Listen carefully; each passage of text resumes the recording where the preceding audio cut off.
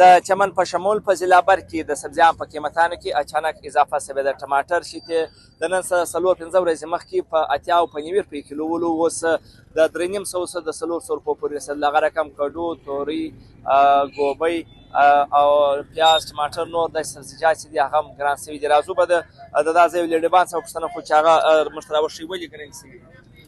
نو سر تکاری نه سر رومیان کیلو چې په 4.5 روپۍ کیلو دي، په 400 روپۍ موږ ته پرېوځي.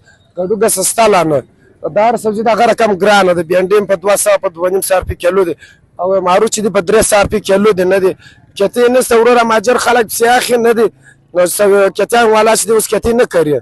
پخوا چې ولا ګره کتې چې ولا ماجر خلکو کرلې، ان اوس هغه ګره کتې ولاړ نشته نه دی. دا ګلا اوس راوخت په 300 روپۍ کیلو ګران ول. بینډۍ دغه وي، سبزي دغه وه ګرانه وه ډېره. سبزیان چې ګران شي او سبزیان چې غریب عوام ولس یې خوړلی شي. بانجان دي په 200 روپۍ بانجان کیلو.